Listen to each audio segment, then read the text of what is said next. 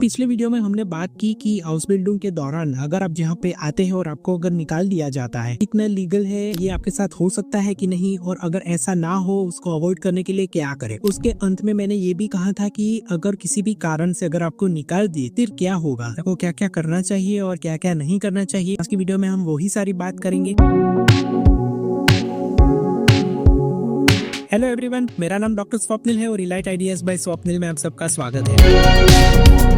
तो ये बात हमको पता चल चुकी है कि हाँ, ये चीज लीगल है। आपको यहाँ पे आने के बाद अगर कंपनी के साथ अगर आपकी नहीं बनती, को वो लोग पहले 6 महीने के टाइम में बिना किसी रीजन के कभी भी निकाल सकते हैं।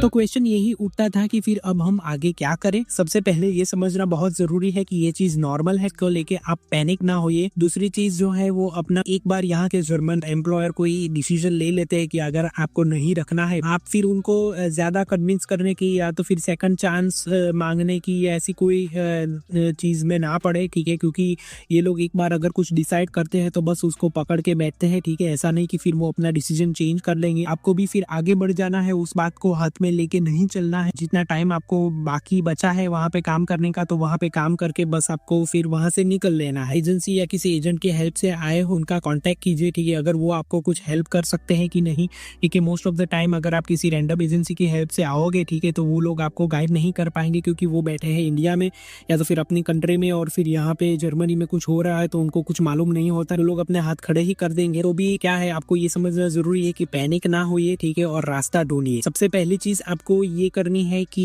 कुल ये जानना जरूरी है कि जब आप हाउस बिल्डिंग के वीजा पे आते हो, ठीक है, तो वो वीजा जो है वो सिर्फ वो हाउस बिल्डिंग के रिलेटेड ही होता है। लीगली जब आपको हाउस बिल्डिंग से निकाल दिया जाता है तो आपका वीजा भी रिवोक हो जाता है। फिर आपको वो वीजा यहाँ पे रिन्यू करवाना पड़ता है फॉरेन अथॉरिटी को। आपको 1 महीने के टाइम के अंदर ही जो है खुद फॉरेन अथॉरिटी को कांटेक्ट करना होता है कि मेरे साथ ये हुआ है, मुझे हाउस बिल्डिंग से निकाला गया है और वीजा मेरा एक्सटेंड करके दो। अभी वीजा बिना किसी रीजन के ये लोग यहाँ पे एक्सटेंड नहीं करेंगे। किसी भी रीजन से एक्सटेंड करेंगे तो उसके लिए भी उसकी रिक्वायरमेंट्स होती है। तो आज हम वही ऑप्शंस बात करेंगे कि क्या क्या ऑप्शन आपके बचते हैं।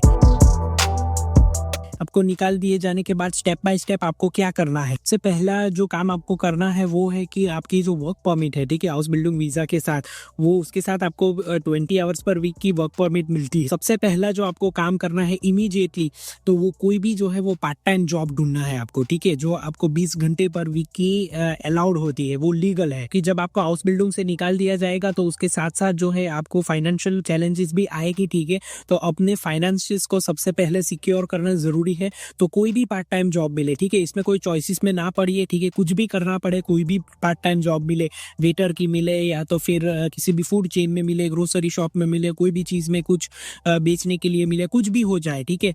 कोई भी टेम्पररी जॉब जो है आपको सबसे पहले सिक्योर करना है, ठीक है। वो पार्ट टाइम जॉब का कॉन्ट्रैक्ट आपके ऊपर होना बहुत ही इंपॉर्टेंट स्टेप है, वो सबसे पहला स्टेप है। दूसरा स्टेप अगर आपको देखना है वो है आपका एकोमोडेशन को लेके, ठीक है। अगर आपका घर जो है वो कंपनी स्पॉन्सर्ड है, ठीक है, मतलब ऐसा होता है कई बार कि कंपनी कुछ पैसे देती है वो घर के लिए, रेंट के लिए, और कुछ पैसे आप दे रहे हो। अगर इस तरीके का अगर आपका घर है, ये घर भी आपको जो है वो उसके हाउस बिल्डिंग के कॉन्ट्रैक्ट खत्म होने के बाद छोड़ना पड़ेगा। आपको जो है सबसे पहले अपना घर भी ढूंढना है। कोई भी मतलब रेंटेड हाउस जो सस्ता वाला मिल जाए, ठीक है, शेयरिंग अपार्टमेंट में, तो वहां पे चले जाइए, जल्दी से जल्दी अपना घर ढूंढिए। अगर आपने सेपरेटली ही पे किया हुआ है, ठीक है, और कंपनी का उससे कोई लेना देना नहीं है, ठीक है, तो ऐसे सिनारियो में आप अपने एड्रेस पे रह सकते हैं, ठीक है, कोई इश्यू नहीं है, आपको घर नहीं छोड़ना पड़ेगा। पर अगर आपका कंपनी फॉर्डेड हाउस है, ठीक है, तो उसको आपको छोड़ना पड़ेगा। अपना घर जो है वो सिक्योर कीजिए और अपना जो पार्ट टाइम जॉब है वो 2 चीज सिक्योर कीजिए। उसके बाद जो है आपको, जैसे मैंने बात की कि इमिग्रेशन ऑफिस को आपको बताना होता है लीगली कि ये हमारे साथ हुआ है, हमें वीजा एक्सटेंशन चाहिए। फिर आपको जो है वो फॉरेन अथॉरिटी जो एजेंटूर ऑफ आर्बाइट बोलते हैं, या तो फिर इस सिनारियो में आपका हाउसलैंडर बिहोर्डे होता है। हाउसलैंडर बिहोर्डे को आपको ईमेल भेजना होता है इमिग्रेशन ऑफिस को। उनको जो है ये सब्जेक्ट में आपको लिखना होता है कि मेरे साथ ये हुआ है और आपको जो है अभी वीजा एक्सटेंशन चाहिए। ऐसे सिनेरियो में कौन कौन से वीजा लगा सकते हैं वो भी आपको उसमें लिखना होगा कि आपको कौन सा वीजा चाहिए। तो उसके लिए आपके पास 2 ऑप्शन बचते हैं जो प्रॉपर और लीगल ऑप्शन है। सबसे पहला ऑप्शन होता है वो है लैंग्वेज वीजा में कन्वर्ट करना। उसके लिए जो है आपको मैं सजेशन करूंगा कि आप B1 और B2 दोनों के क्लासेस में यहाँ पे एडमिशन लीजिए, ठीक है, किसी भी जर्मन स्कूल में जिसके क्लासेस हो यहाँ पे, ठीक है। तो वो जनरली B1 और B2 का कॉम्बिनेशन मिला के 6 से 8 महीने का टाइम होता है, ठीक है। तो ऐसे क्लासेस में आपको एडमिशन लेना है, ठीक है। उसकी फीस भरनी है आपको, और फिर वो एडमिशन लेटर जो है आपको दिखाना है। और आप जब वीज़ा एक्सटेंशन के लिए जाओ, और या तो फिर उनको पहले ईमेल जब लिखो तो उसके अंदर मेंशन करो कि आपको लैंग्वेज वीज़ा में कन्वर्ट करवाना है। फिर जब आप वो इनविटेशन लेटर सबमिट करते हो, ठीक है, तो उसके बाद जो है आपको वो वीज़ा जो है वो लैंग्वेज वीज़ा में कन्वर्ट हो जाता है। इस वीज़ा में कन्वर्ट करवाने के लिए मैं बहुत ज़्यादा रिकमेंडेशन नहीं करूँगा, क्योंकि इसके 3 बहुत बड़े डिसएडवांटेज है। सबसे पहला तो अगर आप लैंग्वेज क्लास में एडमिशन लेते हो, ठीक है, तो आपको यहाँ की लैंग्वेज क्लास की फ़ी भरनी पड़ेगी।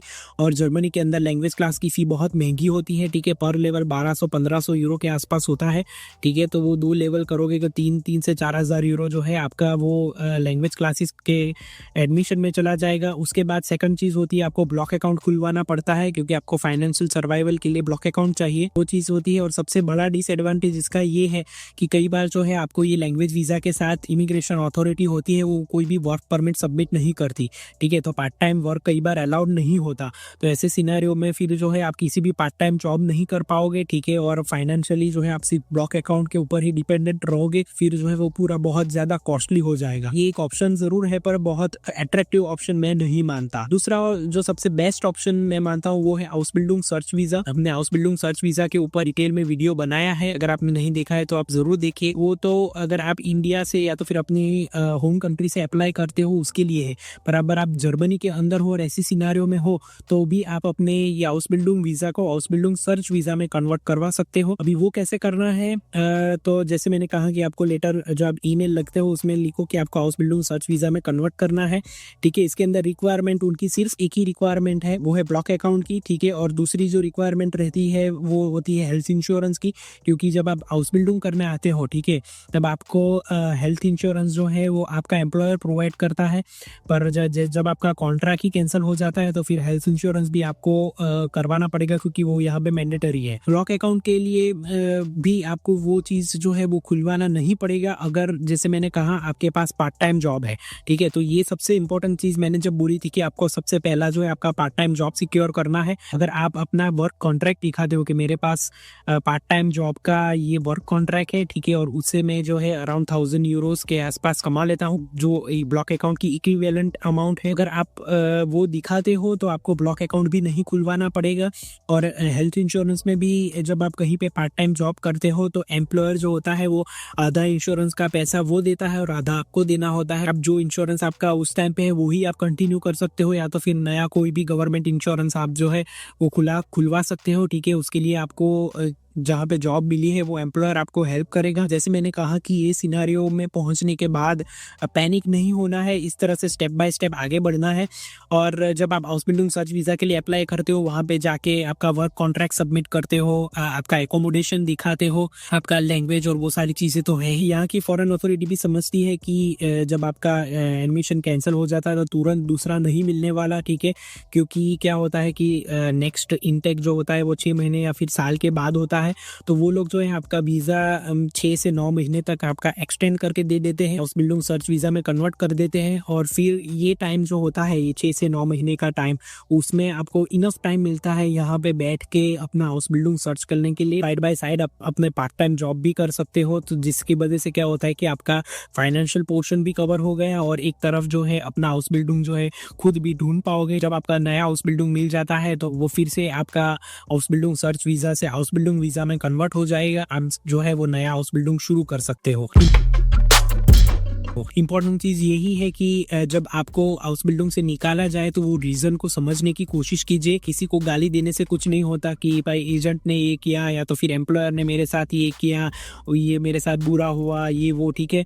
वो चीज़ को कोसने से कुछ नहीं होगा। अपने साथ जो हुआ है उसको एक्सेप्ट कीजिए, कहाँ पे मिस्टेक हुई है, कौन सी चीज़ की वजह से ये पहला गया है, वो समझना ज़रूरी है और उसको करेक्ट कीजिए। अगर रीज़न है कि आपको समझ नहीं आ रहा है वहाँ पे लैंग्वेज की वजह से या तो फिर उस चीज़ की वजह से आपको निकाला गया है, तो आप जब पार्ट टाइम जॉब करते हो तो side by side language classes कीजिए। जर्मनी के अंदर नहीं करना है तो अपनी कंट्री के अंदर भी आप ऑनलाइन भी ये क्लासेस कर सकते हो और लैंग्वेज की प्रैक्टिस कीजिए, ठीक है। अगर आपको वर्क एथिक्स या फिर आपके ईगो और एटीट्यूड की वजह से निकाला गया है तो उसको चेंज करने की ट्राई कीजिए, ठीक है। अपने आप को देखिए कि आपको फ्यूचर में क्या करना है, आपकी क्या प्रायोरिटी है लाइफ में, और खुद को इस हिसाब से टालने की कोशिश कीजिए और इम्प्रूव करने की कोशिश कीजिए जो आपको ये 6 से 9 महीने मिलते हैं, ठीक है, उसके साथ।